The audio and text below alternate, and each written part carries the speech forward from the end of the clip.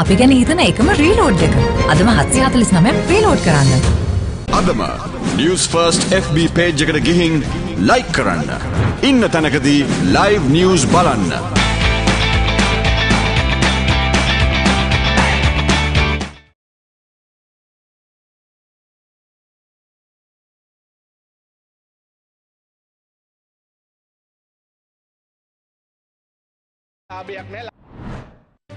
Construction work of the West Container Terminal begins. Protests against suppression across Sri Lanka. Sri Lanka spin wizard Wanidu Hasaranga becomes world's top-ranked T20I bowler. On to those stories in detail now. President Ranil Wickremesinghe held discussions regarding debt management with the Managing Director of the International Monetary Fund, Kristalina Georgieva, on Tuesday in Egypt. This discussion was held on the sidelines of the COP27 summit. In addition, President also held talks with the Finance Minister of Ghana, Ken Ofri-Atta, along with the Speaker of the People's Majlis of the Maldives, Mohammed Nasheed. All of these discussions were held on the sidelines of COP27.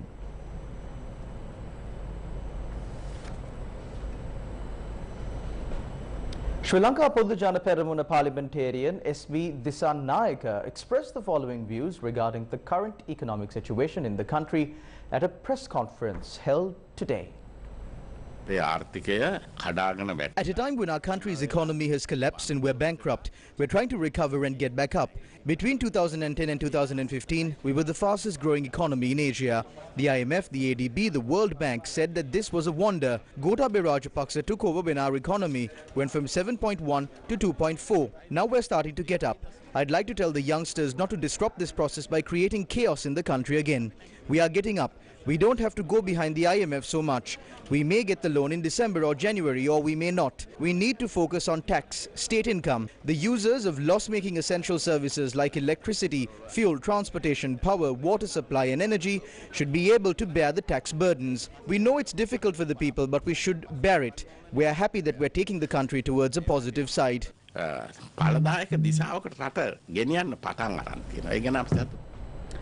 Minister of State for Power and Energy D.V. Chanaka said in Parliament today that the government is losing 12 rupees per litre of diesel and 22 rupees per litre of kerosene. He made these comments in response to a question raised by parliamentarian Hesha Vithanage about the non-revision of fuel prices this time around. Your current cabinet minister claims to be an extraordinary character in the books of history. He wants to be remembered as the minister who set the correct price for fuel when the CPC incurred losses all day by selling fuel for cheaper rates. When the fuel prices were increasing exorbitantly, he said that we cannot go on this way and that a price formula needs to be set. The prices of fuel were reduced during the last few weeks. When the prices dropped, is he deaf and blind to it? He makes no comment after the revision on the 31st. He himself is contradicting his previous statement on fuel formula by stating that there will be no fuel price revision this week. I'd like to know if you are following a different formula when the fuel prices are reducing.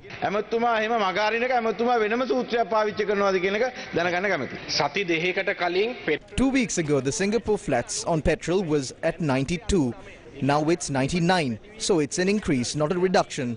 For diesel, it has increased from 129 to 134. We incur a 12 rupee loss for diesel now, 12 rupee loss for kerosene. We are not burdening the people with that. There's no profit. It's a loss, because in the global market, prices of crude, kerosene and other fuel are at its peak. There is no profit. Had there been a profit, we would have given it to the people. Senior advisor to the President on National Security and the President's Chief of Staff, Sagala Ratnayake, met with Faris Haddad Zevros, the World Bank Country Director for the Maldives, Nepal and Sri Lanka on Tuesday.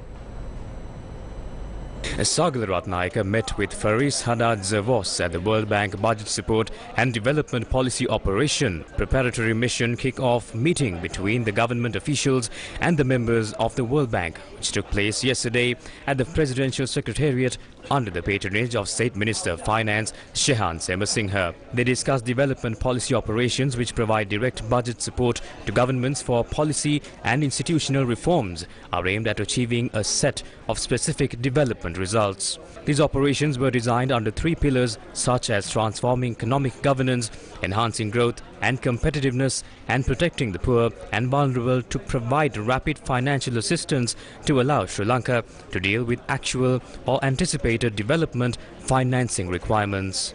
Lengthy discussions were held with the World Bank team on the areas of improved debt management and transparency, improved fiscal oversight, improved tax administration policy, increased public procurement transparency and value for money, sever the sovereign financial sector nexus, improve stewardship of the financial sector and reduce systemic risk, reform and enhance oversight of SOEs, reduce the anti-export bias of national tariff policy and elite capture, terminate barriers to foreign investment, make energy and transport sector less dependent on imported fuels and more climate friendly, and strengthen social protection institutions, delivery systems and targeting. U.S. Ambassador to Sri Lanka Julie Chung met with the Eastern Province Governor Anuradha Yahampath on Tuesday. The governor noted that the ambassador during the discussion stressed that the U.S. will support Sri Lanka's debt restructuring program. U.S. Ambassador to Sri Lanka Julie Chung met with the Eastern Province Governor Anuradha Yahampath on Tuesday at the Governor's office.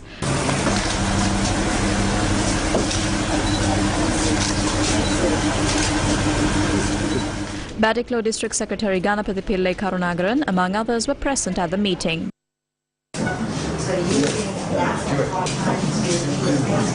The ambassador said that the U.S. will provide assistance and facilities to secure successful debt restructuring program and IMF program. She said that she will have to make some tough decisions. I informed the ambassador that those decisions must protect free education and free healthcare in the country.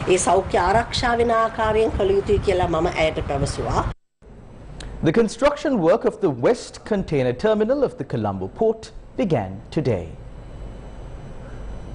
The Secretary of the Ministry of Ports and Shipping, K.D. Ruan Chandra, said the construction work was launched in the presence of the Indian High Commissioner to Sri Lanka, Gopal Bagle, and the Minister of Ports and Shipping, Nimal Siripala de Silva. India's Adani Group signed a Build, Operate, Transfer or a BOT agreement with its local partner John Keells Holdings PLC and the Sri Lanka Port Authority on the 30th of September 2021 to develop the West Container Terminal in Colombo. The signing event for the $700 million was held virtually, and 51% shares of the West Container Terminal will be vested with Adani Group. Operations of the West Container Terminal will be carried out by a new joint company named the West Container International Terminal. 51% of the West Container Terminal will be with Adani Group, 34% with John Keells, and 15% with the Sri Lanka Ports Authority. That's the look and feel for you, ladies and gentlemen, and we'd like to say thank you now. When I arrived in Sri Lanka about 2.5 years ago, this was one of the main objectives in pursuing a closer economic partnership between India and Sri Lanka, that India and Sri Lanka should be able to leverage and benefit from each other's strength and capacities. How do we do that was the question. There was never a doubt in the objective or the intent or the willingness of the two sides to pursue this path for mutual benefit, for mutual prosperity. So in 2 years from now, in the Q3 or Q4 of 24, we hope to see this terminal in, so to say, flesh and bones, receiving the first containers, and in due time, another couple of years at full capacity. This is the biggest FDI project in Sri Lanka in the modern times. So when the Sri Lanka is struggling to earn foreign exchange by various means, this has been a catalyst for our development in Sri Lanka. So we are thankful to the government of India and Adani Group and your company for coming to Sri Lanka and investing here, because it is geopolitically also very important to us. During the good times as well as in the difficult times, India had rescued us. Not only that, India should come more and more and invest in Sri Lanka. We are paving way for that. We will facilitate that. And His Excellency the President Ranil Wickremesinghe has given me very clear instructions that we should treat you in a special manner apart from the other investors. I want to see that this is completed within the stipulated time.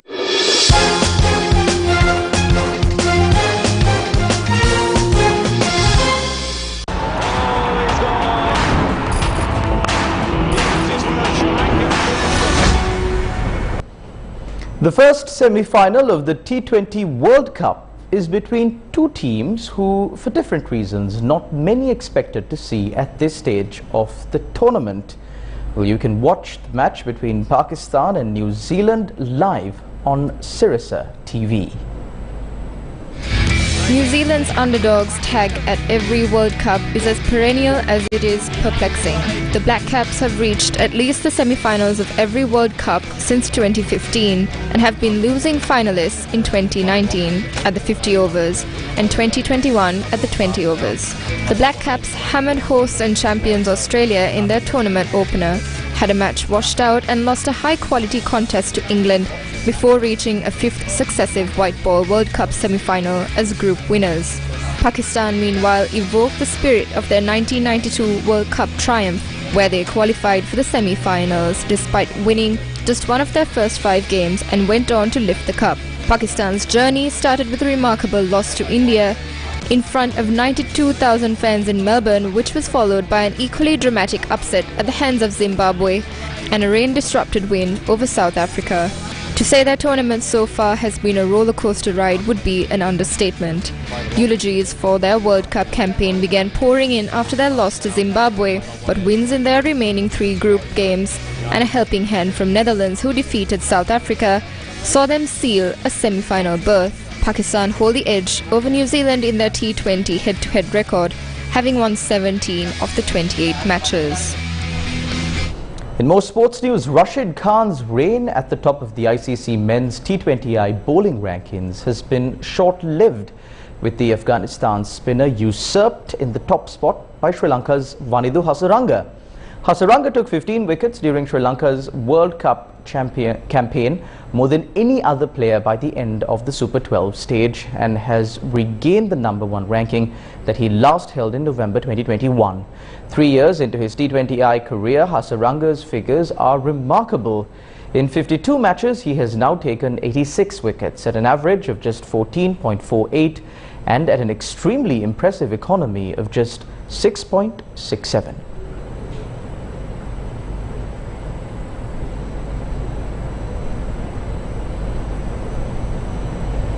Moving back to some news from here at home, journalist Tharindu Jayawardena was summoned to the Human Rights Commission of Sri Lanka today. He was summoned with regard to the investigation over an incident where the officer in charge of the Fort police station had harassed an individual.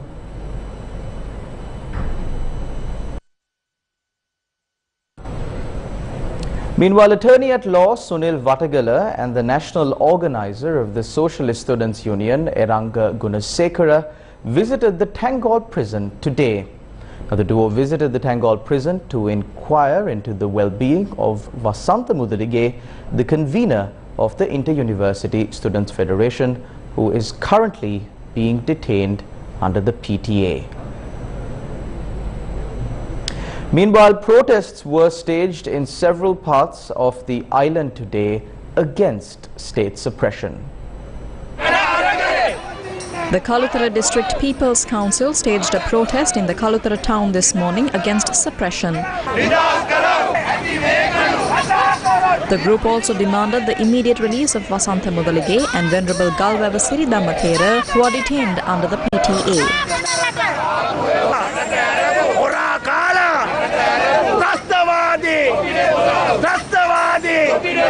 The group also launched a motorcycle protest from the Kalutara town and travelled along the Gaul Road to Matagama via Panadura.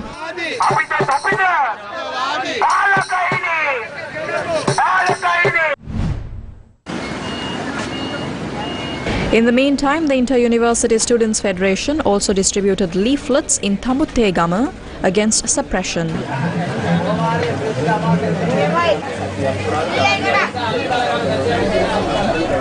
Sri Lanka's foreign ministry said over 300 migrants who were rescued on the high seas between Vietnam and the Philippines are being held at a facility close to the Vung Tau province in Vietnam.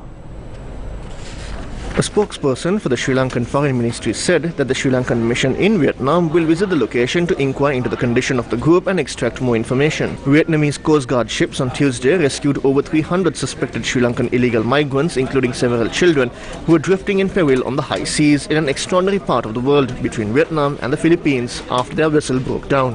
A Vietnamese rescue ship had docked alongside a Japanese ship to bring more than 300 Sri Lankans, including children in distress, ashore on Tuesday. According to reports from Vietnam, the Vietnamese Coast Guard vessel SAR-413 of the Center for Maritime Research and Rescue Coordination Area 3 approached the fishing boat Lady R3311. According to a border guard commander of Bai Ria, Vung Tau province at 6 p.m. on November 6th, when the fishing boat arrived in the Turong Sa archipelago, it broke down and drifted into the sea. The ship later sent a distress signal. Turong Sa archipelago is an area between the Philippines and Vietnam, and it is very unusual for Sri Lankan economic migrants to use this route to enter the third country. On November 7th, the Japanese cargo ship Helios Leader, en route from Japan to Singapore, approached the distress vessel and brought all 305 Sri Lankan citizens and sailors on board and proceeded to Vung Tau, where it was met by the Vietnamese Coast Guard. The Vietnamese functional forces boarded the Helios Leader vessel, a vehicle carrier. The Research Symposium on Media and Democracy 2022 was held in Colombo yesterday. The Sri Lanka Press Institute, together with the Asia Foundation, held its inaugural Research Symposium on Media and Democracy 2022 on Tuesday.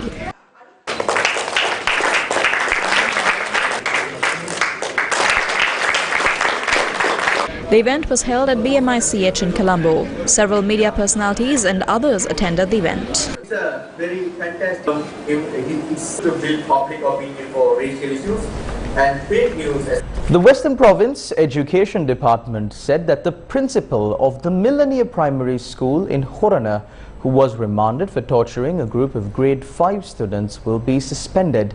Director of the Western Province Education Department, Srilal Nonis, said a separate investigation is underway into the incident and that the inquiry will be led by an official from the Ministry of Education of the central government. Chairman of the National Child Protection Authority, Udayakumar Amrasinghe, said that the police jeep in the custody of the NCPA will be presented to the government analyst for tests and a report will be obtained. This is to confirm the claims made by the students that they were given electric shocks inside the police jeep by police officers. A group of 5th grade students of the Millennia Primary School in Horana was subjected to corporal punishment based on an incident where a school teacher's wallet was reported missing. Police spokesperson and attorney SSP Nihal Thaldua stated that an investigation is underway under the supervision of an ASP for the Panadura range. A wild elephant calf has died after getting stuck in a culvert of an irrigation canal in Polonnaruwa. The local residents say that this wild elephant calf was roaming around the paddy field last morning with a herd of elephants. It is suspected that the elephant calf may have fallen into a canal and got caught in the current and got stuck in the culvert. The officials of the Aralaganvila Veheragala Wildlife Office say that the deceased wild elephant was a 7-month-old wild calf that roamed the Maduru Oya Reserve. The elephant calf was removed from the culvert after a 7-hour operation by the wildlife officers of the Veheragala Wildlife Office and local residents. However, efforts were futile as the elephant calf was dead at the time of the rescue.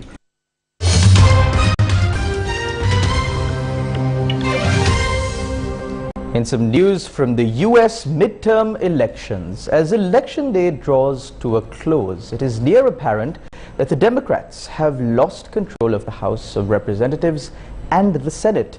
It is the most watched midterm elections in the recent memory. As of now, the Republicans have 193 seats out of the 218-seat House of Representatives.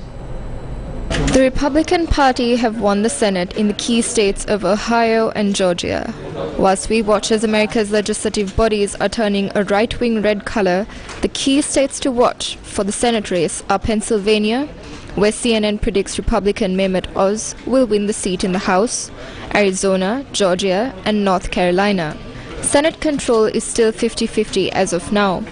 Poll analysis has revealed that voters who were formerly neutral broke and vote for the Republican Party. The former Democratic seats of Florida, Virginia, and Georgia in the House flipped Republican. House Speaker Nancy Pelosi, a towering figure for the Democrats, wins re-election from California's 11th congressional district. Leaders of countries flooded or parched due to climate change are pleading the COP27 summit for an urgent financial lifeline from richer nations. Bahamas Prime Minister Philip Davis said, quote, "We will not give up. I'm asking, what is it worth to you to have millions of climate refugees to turn into tens of millions, putting pressure on political and economic systems around the world?" End quote.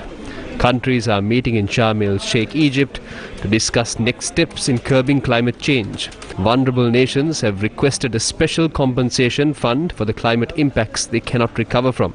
And speaking weeks after floods devastated Pakistan, Prime Minister Shehbaz Sharif said countries are trapped in a crisis of public financing fueled by debt and yet to have to fund climate disasters on their own. He said, quote, "This is simply unjust and unfair to say the least," end quote. And that's a wrap of Lunchtime News on TV1 this afternoon. Do join us again at 9 tonight for Primetime News on TV1.